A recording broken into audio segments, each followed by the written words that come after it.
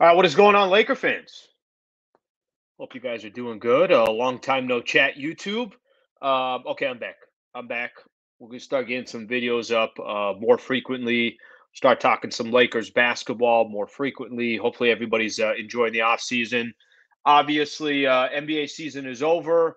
Rumors kind of starting here, and I wanted to spend some time chatting about one of my buddies in the industry, Jovan Buha, just put out a story a couple hours ago or so, and it's specifically on Chris Paul. So I want to walk through the article real quick from Jovan Buha. You guys can put your comments on here as well. Good idea if the Lakers got an opportunity to get Chris Paul, go get him. Or this man is way past his prime. Why are we wasting our time? So you could feel free to put your thoughts on this as well. So I'm gonna read the article. I'm just gonna kind of walk through it here real quick, and then I'll give my thoughts on it. The title of the article: Lakers would have strong interest in Chris Paul if he's waived. This is from sources. Again, Jovan Buha and some of the athletic staff is what it's titled here. So I'm going to read off the first part here. The Lakers would have strong interest in signing Chris Paul if the guard is waived or stretched by the Suns, multiple team sources told The Athletic. Um, Signing Paul to a veteran's minimum contract would allow the Lakers to use one of their exceptions on another player to bolster their depth. Another option the Lakers have discussed is signing Paul and retaining D'Angelo Russell to truly solidify their point guard position, according to those sources. Okay, let me just hop into this right here. I said it from the beginning that if Chris Paul found a way to come to the Lakers and the Lakers really didn't have to give up much to get him, I don't really see what the downside is. I know some people are going to say, well, CP3 has been injured a ton, or CP3 is way past his prime. If you were asking the Lakers to, let's say, get rid of D'Angelo Russell or not have another option at point guard and it was only Chris Paul, that's a different conversation. I think the conversation that we got to pay attention to right here is the fact that you can bring in Chris Paul and you're not giving up anything to have him. It's not costing you other roster positions or roster spots. I think that's the most important thing to me. If you could keep D'Angelo Russell in the process, well, you're kind of good at the point guard spot because now you have that veteran point guard that I know I've been talking about. I'd rather have a veteran point guard in that position, but you also got D'Angelo Russell, who still has, listen, as much as I might not be the biggest D'Angelo Russell fan, he's got some value during an 82 game season as well. You want him taking the bulk of those minutes. You want him going through the grind of 82 regular season games. The question I have about D'Angelo Russell is when push comes to shove and you're in the Western Conference Finals and teams are going at you on the defensive side and they're running their mouth at you and you're getting open looks, can you deliver in those moments or do you get a little wide eyed because of the moment? Are the lights just too bright for you in the moment? In this first go around with D'Angelo Russell with the Lakers, the moment was clearly too big for D'Angelo Russell because he was awful against the Denver Nuggets. So, right out the gate, I would say this. I would say if you can get Chris Paul on your team, yet you still get to keep D'Angelo Russell, you still get that flexibility that if you decide, you know what, D'Lo is not our guy in the future. Okay, well, he's under a contract with your team, and then you could make some moves from there. I think that's very interesting.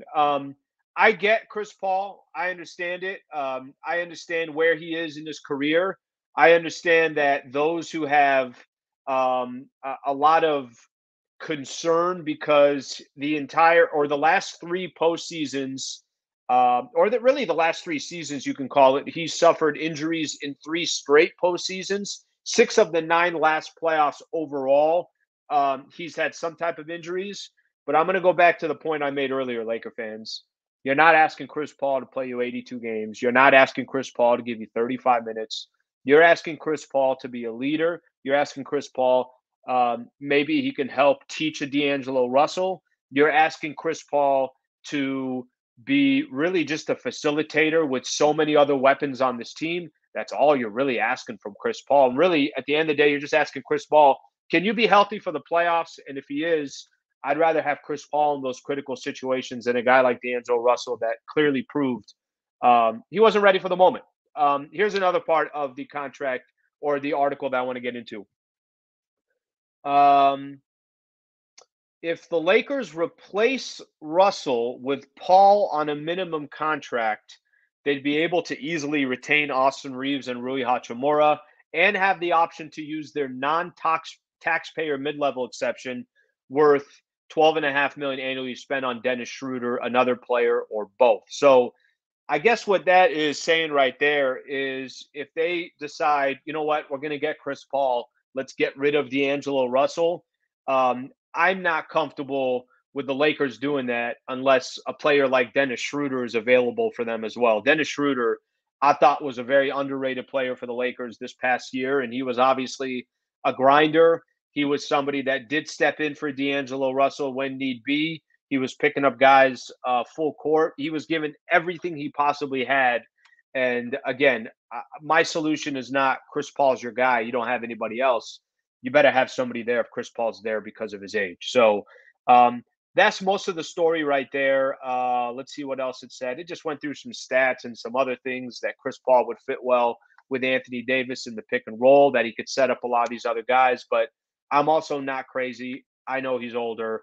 I know his numbers are diminishing, and I know that he's not obviously the future of the Lakers. This is more of a plan to have him around for 1 year to try to go chase that NBA championship. So, Laker fans, your thoughts? Good idea? Bad idea? I spent some time on this a little bit earlier too. I won't make this a 5 minute video. I got a couple other things I want to get into, but I spent some time on this a little bit earlier today as well. That um, the fact that the Lakers could potentially just bring everybody back, that could very realistically happen. I heard Adrian Wojnarowski say that the Lakers, they're not in a position to go big game hunting, nor do I think they would do that anyways at this point. I think that they're going to try to put together this roster with Austin Reeves, hopefully with Rui Hachimura as well. We'll see what the market is for him, and then make some changes where they need to. D'Lo's the big question. He is, and I said it to start the video. I'm not the biggest D'Angelo Russell fan, but that doesn't mean that I think he has no value. I just think that if you were able to upgrade the point guard position, awesome. If you're able to get a Fred Van Vliet on your roster, well, that's yes, that's a big upgrade, and maybe Toronto was interested in a side and trade. I'm not telling you they're going to be, but if you could upgrade that position, awesome. If you can't, and D'Lo comes back, all right, take your chances with it. You can play as much of the season as much as the regular season as possible, and weigh things before the trade deadline to see if you have the right squad to go make that final push or that final run. So that's my thoughts on this latest story about the Lakers having interest in Chris Paul if he's waived. Why wouldn't they? I'm sure there's a lot of teams that would have some interest in Chris Paul if you don't really have to pay much to get him, right? Plus, you got some real veterans on this team, so his voice will be heard, but it will never be louder than LeBron James. So I think there's a good balance right there. So Laker fans, whatever you think there, I appreciate you guys tuning in. Like I said, I will be doing more of these videos. I know it's been a little bit since I've done one, but I'll make sure to start doing the videos again. If you can please subscribe to the channel, I would greatly appreciate it. Hope you guys have a good weekend. If there's anything else that comes out this weekend, I'll try to put up a video as well. Thanks, Laker fans. Appreciate it. Hope you guys have a good rest of your night.